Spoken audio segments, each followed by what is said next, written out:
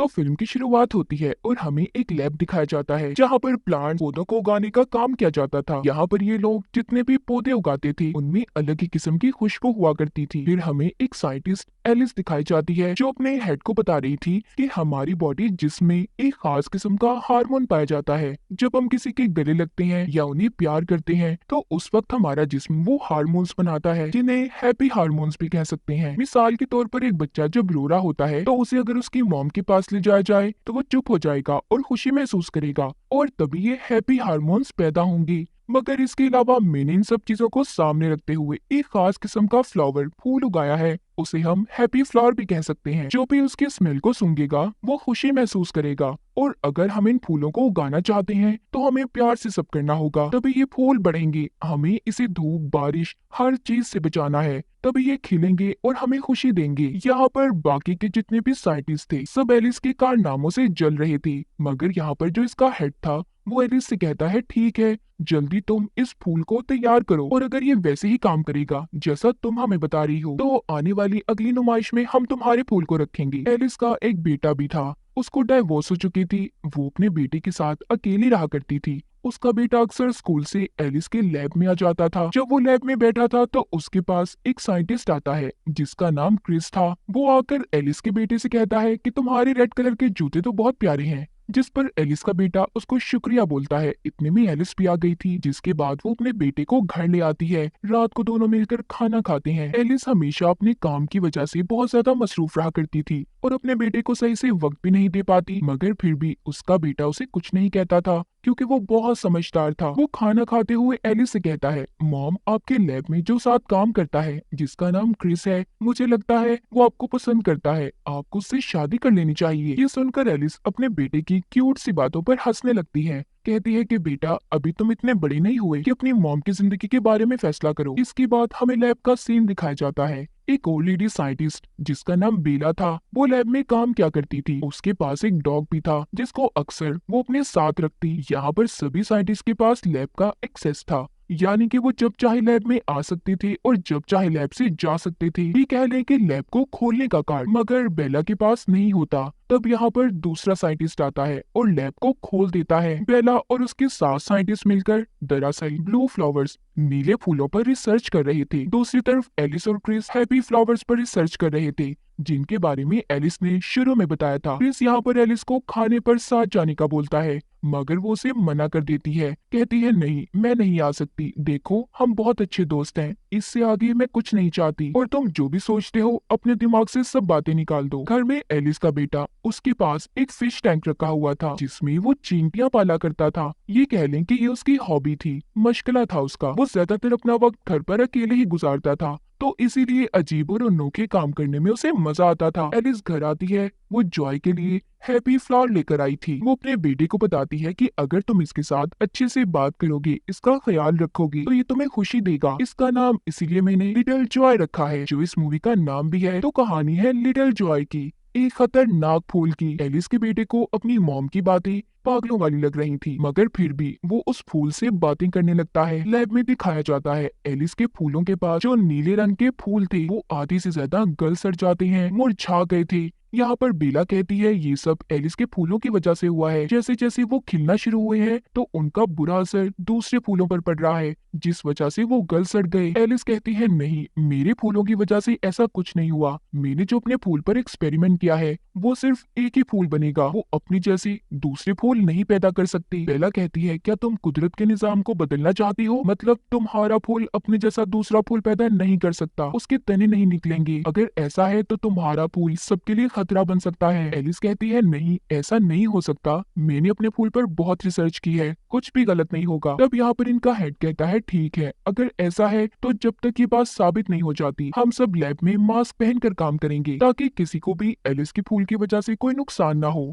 अब उसी शाम जितने भी नीले रंग के फूल थे सभी मुरझाकर मर जाते हैं। ये देखकर बेला परेशान हो जाती है क्योंकि उसकी तो सारी मेहनत और रिसर्च बेकार हो गई थी। तभी वो देखती है उसका डॉग गायब है। उसे लग रहा था कि कहीं वो लैब में न रह गया हो, इसीलिए वो क्रिस को अपने डॉग को ढूंढने लैब में भेजती है, क्योंकि जैसे हमें पता है कि बेला के पास तो लैब की चाबियां ही नहीं थी। अब क्रिस जब लैब में जाता है तो बेला के डॉग ने उस पर छलांग लगा दी थी और गलती से वो एलिस के फूलों पर गिर जाता है। उसने उनकी खुशबू को सूंघ लिया था और फिर छींकने लगता है। अब वो डॉग को तो लेकर बाहर आ गया था और दोबारा से एलिस को खाने पर जाने का कहता है। इस बार एलिस मान गई थी। क्रिस जो कि खामोश और डरा सहमा हुआ रहा करता था, मगर अब ऐसा बिल्कुल भी नहीं था। वो बिल्कुल बदल चुका था। अब तो बात करते हुए ना वो शर्मा रहा था और ना ही हिचकिचाहट महसूस करता है, और ये सब कुछ उसके साथ उन फूलों को सूंघने की वजह से हो रहा था। उधर लैब में बेला का डॉग उस पर भौंक रहा था और उसे काटने की भी कोशिश करता है। बेला बहुत ज्यादा घबरा जाती है क्योंकि उसके डॉग ने कभी ऐसा नहीं किया था। एलिस उससे कहती है, फिक्र नहीं करो, तुम्हारा डॉग जल्दी ठीक हो जाएगा। लैब में काम करता हुआ क्रिस एलिस से कहता है, तुम बेला की बातों पर ध्यान मत दो, वो थोड़ी सी पागल है। उसने इस काम से 1 साल की ब्रेक भी ली थी। दूसरी तरफ एलिस के घर में दिखाया जाता है उसका बेटा ज्यादातर अकेला रहा करता था,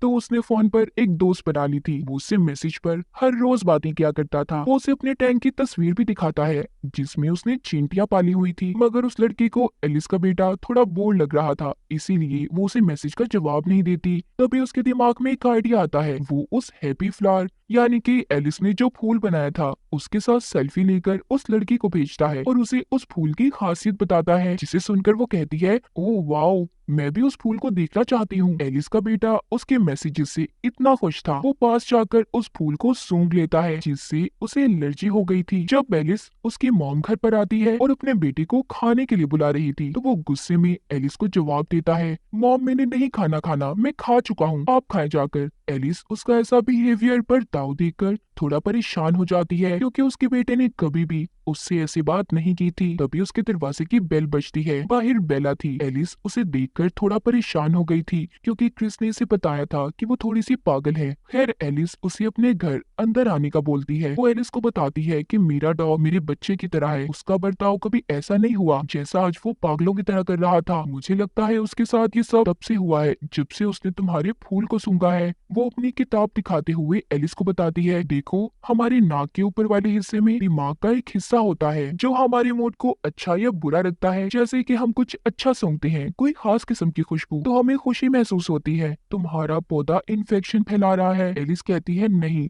ऐसा नहीं है, मैं जानती हूँ आप ये सब जानबूझकर कर रही हैं, आप मेरी रिसर्च को बर्बाद करना चाहती हैं। वो कहती है, नहीं ऐसा नहीं है, और तुम क्रिस को ही देख लो जो तुम्हारी टीम में काम करता है। वो पहले कितना खामोश रहा करता था, अब कितना बदल चुका है। और अगर तुमने मेरे समझाने के बाद भी इन फूलों की प्रोडक्शन को ना रोका, बहुत कुछ गलत हो सकता है। फिर सारा इल्जाम तुम पर आएगा एलिस, सब तुमसे सवाल करेंगे। बेला तो इतनी बात समझाकर चली गई थी। एलिस को अब उन फूलों पर शक होने लगता है। वो सोचती है कि कहीं उसके बेटे का रवैया बर्ताव इसी वजह से तो नहीं बदला। अगले दिन लैब का हेड इसको डांटता है क्योंकि उसने बगैर किसी इजाजत के उन हैप्पी फ्लावर्स का दूसरा बैच उगाना शुरू कर दिया था। हेड कहता है कि इस फूल से क्या निकलता है, वायरस या कुछ और, हम नहीं जानते, और ऐसी हालत में तुमने और फूल उगाना शुरू कर दिए। एलिस कहती है कि मैंने ये एक हैप्पी फ्लावर अपने बेटे को भी दिया था, उससे तो कुछ नहीं हुआ। ये सुनकर तो हेड और ज्यादा भड़क गया था। वो कहता है, ऐसा क्यों किया तुमने, ये असूलों के खिलाफ है। लैब की कोई भी चीज तुम बाहर लेकर नहीं जा सकती, और वो भी तब जब तुम्हारा ये प्रोजेक्ट पास भी नहीं हुआ है।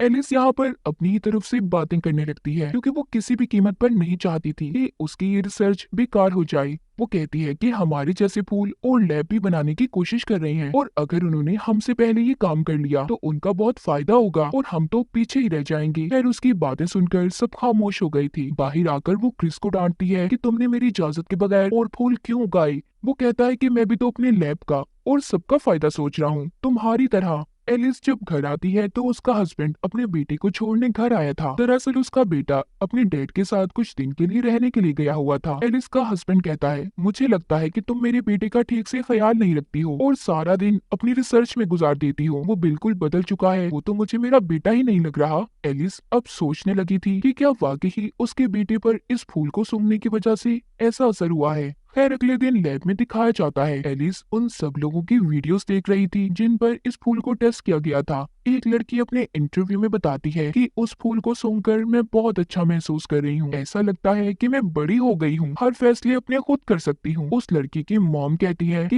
ये अपने आप को कुछ ज्यादा ही बड़ा महसूस कर रही है। वो बताती है कि मेरी बेटी पहले ऐसी बिल्कुल भी नहीं थी। और इसी बीच वीडियो कट हो जाती है। ये सब बातें सुनकर एलिस परेशान हो गई थी। वो घर आकर सोचने लगी थी। वो सोचती है क्या मेरा बेटा, बेला का डॉग और क्रिस सब इस फूल की वजह से बदले है, या मेरे हस्बैंड की बात सच है जो उसने मेरे बेटे के बारे में कही। रात को एलिस जब सो रही थी तो उसका बेटा उसके पास से लैब की चाबियां चुराकर अपनी दोस्त के साथ लैब के अंदर आ गया था। वो जानता था कि जिस टाइम वो जा रहा है उस टाइम कैमरा उन फूलों पर नहीं होगा। वो अपनी दोस्त को लैब के अंदर ले गया था और अंदर जाकर दोनों उन फूलों को सूंघने लगते हैं, जिससे उनके अंदर बड़े होने की फीलिंग्स आ गई थी। वो खुद को समझ रही थी कि वो बहुत ज्यादा बड़े हो चुके हैं, मगर अचानक से कैमरे का रुख इनकी तरफ हो जाता है। वो दोनों एक टेबल के नीचे छुप गए थे। अगली सुबह जब लैब की वीडियो देखी जा रही थी तो एलिस और उसकी टीम देखती है कि एक फूल गायब है। तभी एलिस की नजर वीडियो में रेड कलर के जूतों पर पड़ती है। वो समझ गई थी कि फूल यहाँ से उसके बेटे ने चुराया है। वहाँ पर बेला उसको पेन ड्राइव देती है जिसमें उन लोगों की वो सारी वीडियोस थी जिन पर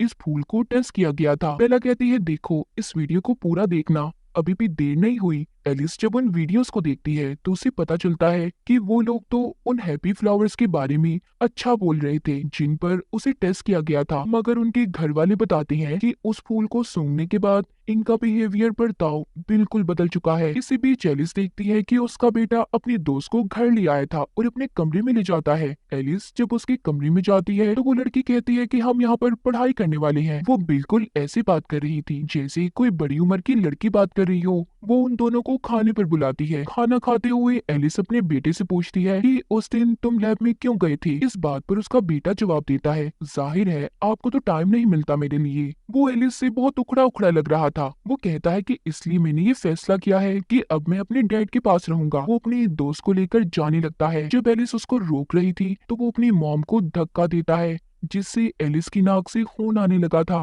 वो कहता है ओ मॉम आपको चोट लग गई है, मैं अभी प्लास्टर लेकर आता हूँ। एलिस देखती है कि उसका बेटा और उसकी दोस्त दोनों खड़े उस फूल से बातें कर रही हैं और उसे सूंघते भी हैं। ऐसा लग रहा था कि जैसे उन्हें उसका नशा हो गया हो। एलिस टैंक को भी देखती है जिसमें सब चींटियां मर चुकी थी। अगले दिन लैब में क्रिस बेला से लड़ रहा था। वो कहता है कि तुमने कुछ सैंपल्स को खत्म किया। बेला कहती है ऐसा कुछ नहीं है, मैं कई सालों से इस लैब में काम कर रही हूँ। जो सैंपल्स ठीक नहीं होते वो खुद ही खत्म हो जाते हैं। एलिस क्रिस को बताती है कि शायद बेला का कहना ठीक था, मुझे इन फूलों की प्रोडक्शन को रोक देना चाहिए। कुदरत का ये निजाम है कि हर चीज रिप्रोड्यूस करती है, यानी कि दोबारा अपने जैसी चीज पैदा करती है। मगर मैंने उन फूलों की प्रोडक्शन को रोक दिया जिस वजह से वो फूल इंसानों को अपना गुलाम बना रही है, जो इंसानों के जरिए अपनी ख्वाहिशात पूरी कर रही है। जो भी उसे सूंघता है पागल हो जाता है। मेरा बेटा बड़ी आदमियों की तरह बात करने लगा है, मुझे इस चीज को यहीं पर रोक देना चाहिए। क्रिस कहता है नहीं ऐसा नहीं है बिल्कुल भी। बेला को तो तुम जानती हो, वो पागलों की तरह बातें करती है और तुम्हारा बेटा वैसे भी बड़ा हो रहा है तभी ऐसी बातें करता होगा, और तुम उसके साथ वक्त भी तो नहीं गुजारती। ये बातें सुनकर एलिस अपने बेटे के साथ अब वक्त गुजारने का सोचती है। जब वो उसे स्कूल से ला रही थी तो कहती है इस वीकेंड पर हम कहीं घूमने चलेंगे, जिस पर उसका बेटा कहता है नहीं मैं अपने दोस्तों के साथ जाऊंगा और मैं कोई छोटा बच्चा नहीं हूँ जो आपके साथ घूमने जाऊं। ये सब बातें सुनकर तो एलिस का यकीन अब पक्का हो चुका था। लैब में एक जूनियर साइंटिस्ट जो लैब की देखभाल किया करता था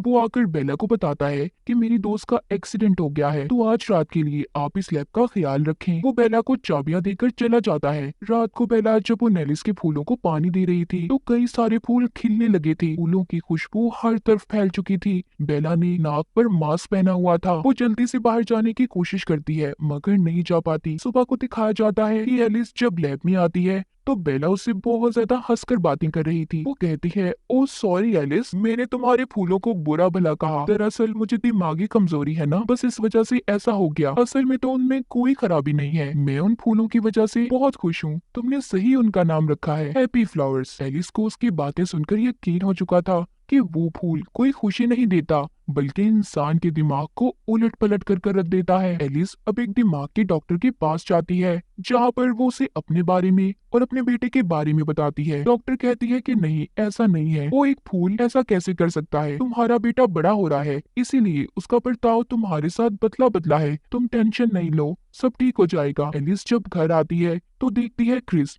उसके घर पर था जहाँ पर उसका बेटा और उसकी दोस्त भी थी। वो तीनों बैठे एक साथ बातें कर रही थी। एलिस क्रिस से कहती है कि तुम मेरी गैर मौजूदगी में मेरे घर क्यों आई। दरअसल इन तीनों ने उस फूल को सूंघा हुआ था। एलिस क्रिस को जाने का कहती है। जाते हुए वो एलिस को बताता है सब कुछ ठीक है, सब नॉर्मल है, सिर्फ तुम पागल हो रही हो। एलिस अब सोचने लगी थी क्या वाकई मैं पागल तो नहीं हो रही। अब वो सोचती है कि ठीक है, वो फूल ही इन सब बातों की जड़ है ना, मैं उसे ही खत्म कर दूंगी। अगले दिन लैब में जाकर लैब के हेड से कहती है कि मुझसे गलती हो गई, आपने ठीक कहा था कि ये हैप्पी फ्लावर्स लोगों को खुशी तो देगा, मगर हद से ज्यादा खुशी भी नशा बन जाती है और इंसान के लिए बहुत ज्यादा खतरनाक होती है। इसीलिए हमें इनकी प्रोडक्शन को यहीं पर रोकना होगा क्योंकि ये हमारे लिए खतरा बन सकती है। वो कहते हैं ठीक है। जब सब एक जगह पर बैठे थे तो बेला यहाँ पर बताती है कि मैंने उस फूल को नहीं सूंघा था, मैंने जानबूझकर अपने आप को चेंज किया था ताकि मैं आप लोगों को समझा सकूं कि वो फूल इतना ज्यादा खतरनाक है। जब एलिस उसके पास जाकर सब बातें पूछने लगती है तो बेला वहां से भाग गई थी। एलिस भी उसका पीछा करती है। हेड और क्रिस भी उसके पीछे जाते हैं, पर जब वो उसे पकड़ने वाले थे तो वो सीढ़ियों से नीचे गिर गई थी और मर जाती है। सब ये सोच रही थी कि शायद उसने जानबूझकर कूदकर अपनी जान दे दी। क्रिस और हेड आकर जब एलिस को बताते हैं तो उसे उनकी बातों पर यकीन नहीं आ रहा था कि बेला ने खुद अपनी जान दे दी। बाद में एक मीटिंग बुलाई जाती है। जो हेड उन फूलों की इतना खिलाफ था यहाँ पर बदल जाता है। वो कहता है उन फूलों की वजह से बेला की मौत नहीं हुई, मैंने खुद उन्हें सूंघा है और बहुत खुशी महसूस कर रहा हूँ और हमें जल्दी उसे नुमाइश के लिए तैयार करना होगा। ये सब बातें सुनकर एलिस हैरान हो गई थी। वो जान चुकी थी कि सब उस फूल के नशे में है। वो रात को जाकर वहाँ का टेम्परेचर कम करती है जहाँ पर फूलों को रखा गया था। जब क्रिस आकर उससे चाबियां मांगता है ताकि वो टेम्परेचर को तेज कर सके, मगर एलिस उसे चाबियां देने से मना कर देती है। तभी वो चाबियां छीनने की कोशिश करता है और उसके सर में कुछ मारकर उसे बेहोश कर दिया था। वो टेम्परेचर को हाई कर देता है और जाते हुए उसने एलिस के मुंह से मास्क को भी हटा दिया था, जिससे टेम्परेचर हाई होने की वजह से वहाँ पर फूल खिलने लगते हैं। उनकी स्मेल हर जगह पर फैल गई थी और वो एलिस भी अब सूंघ लेती है। जब सुबह होती है तो हेड काफी खुश था। वो बताता है एलिस तुम्हारे फूल को नुमाइश में ले जाने की इजाजत मिल गई है। सब सोच रही थी कि ये सुनकर एलिस खुश नहीं होगी, मगर वो भी खुश हो जाती है क्योंकि ये नहीं जानती थी कि उस फूल का नशा अब एलिस पर भी हो चुका था। उसने अपने बेटे को भी उसके डैड के पास छोड़ दिया था और आखिर में अपनी दिमाग की डॉक्टर के पास जाती है और कहती है कि आपने ठीक कहा था, सब कुछ ठीक हो चुका है। अब वो क्रिस के साथ भी घुल मिल चुकी थी। जाते हुए हम डॉक्टर के क्लिनिक में भी उस हैप्पी फ्लावर को देखते हैं। डॉक्टर का असिस्टेंट उसे सूंघ कर कहता है क्या फूल बनाया है आपकी कंपनी ने, दिल खुश हो गया, इतनी खुशी देता है, कभी सोचा नहीं था। आखिर में हमें एलिस का बनाया हुआ फूल दिखाया जाता है जिसको देखकर एलिस खतरनाक सा मुस्कुराती है। मतलब उसे भी अब उसका नशा चढ़ चुका था। अब आगे क्या होने वाला था कोई भी नहीं जानता और इसी के साथ इस फिल्म की कहानी यहीं पर खत्म हो जाती है।